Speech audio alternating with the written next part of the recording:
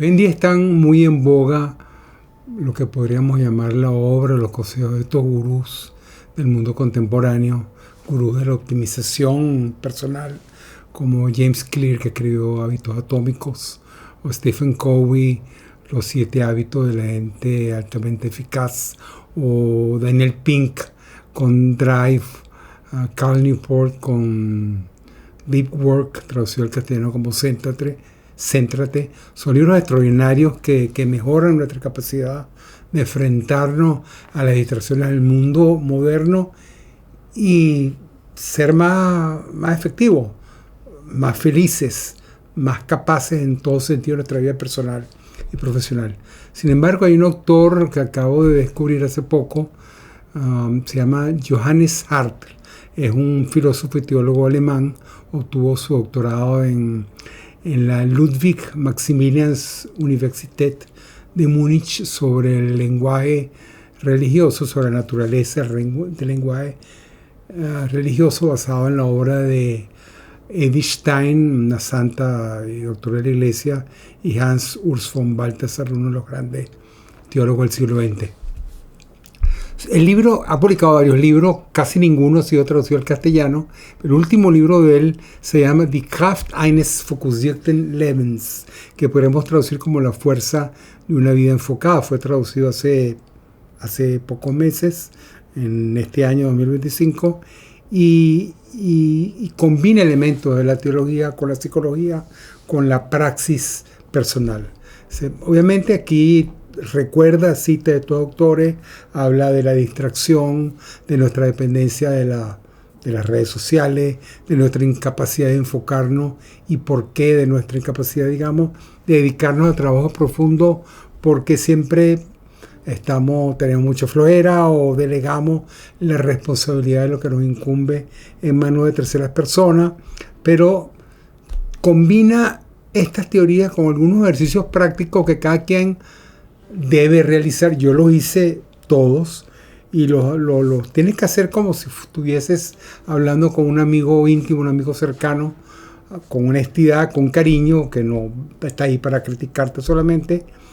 y logras realmente, digamos, reconocer algunos elementos de tu vida personal que ameritan ser trabajados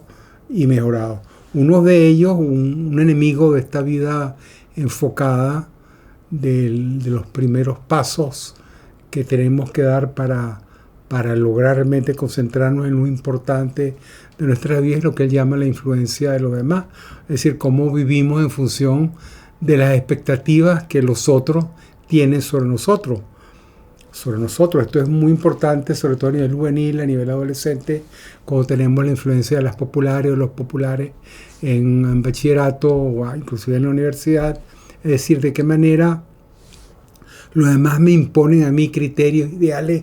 o visión de mí mismo en el futuro, cómo me proyecto y que me impiden reconocer cuál es mi verdadera vocación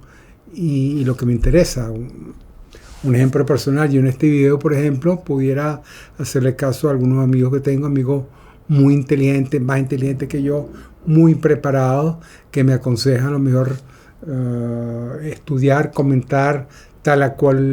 cual autor, tal situación, la guerra en Gaza, la lucha entre los palestinos, el Estado de Israel y el gobierno de Netanyahu, o lo que está ocurriendo en América Latina, o en Ucrania, o en Putin, o la cultura vikinga. Hay muchas cosas que le interesan a mucha gente, pero ¿qué es lo que me interesa a mí? A mí en este momento, por ejemplo, me interesan la lengua semítica. Yo quiero aprender bien el hebreo bíblico porque me interesa leer la Sagrada Escritura, el Pentateuco en su idioma original, y ver de qué manera ese libro sagrado, ese libro inspirado por el Espíritu Santo, me ayuda a crecer y a encontrar mi vocación y tomar decisiones en el camino adecuado. Ese es un tema que él hace, que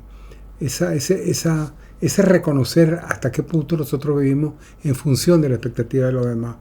Otra pregunta que se hace él, que no toca James Clear o Cal Newport, por ejemplo, es el tema de la pregunta por Dios, que es una pregunta que requiere no solamente la paz, sino el espacio interior, la tranquilidad necesaria para formularla. Él dedicó un libro en el 2015, se llama Gott ungesämt,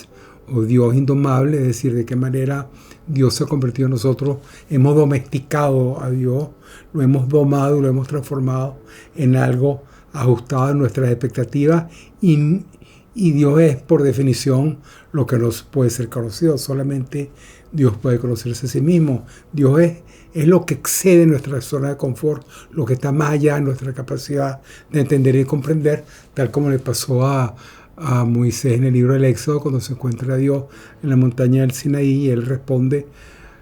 su pregunta de ¿quién es Él? Y Dios le contesta, yo soy el que soy. O sea, la presencia absoluta, la presencia definitiva, lo que excede a nuestra capacidad de entender a nuestro raciocinio. Es decir, hay una base bíblica en Johannes Sartre que no está en los demás autores, en esos otros gurús de la optimización personal, pero que él también los toca. Él se refiere a ello y a veces hasta lo cita, pero te propone ejercicios muy concretos para dominar esos aspectos de tu vida, para reconocer esas fallas en tu vida, para poder superarlas, pero al mismo tiempo desarrolla ese aspecto de cómo al vivir en función de las expectativas de los demás nos podemos traicionar a nosotros mismos y dejar de llevar una vida realmente auténtica. Por último, pues yo creo que una recomendación, buscar sus libros. Uno de ellos está traducido al castellano, La cultura del Edén, y buscar los otros autores, porque así sean bestsellers, muchos de ellos son grandes psicólogos con una capacidad de comunicar extraordinaria que nos van a permitir, digamos, alcanzar esa gracia personal necesaria, abrirnos a algo que es mucho más grande que nosotros, que nos puede dar fuerza y que nos puede llegar a entender cuál es nuestra vocación y cómo poder realizarla. Muchas gracias.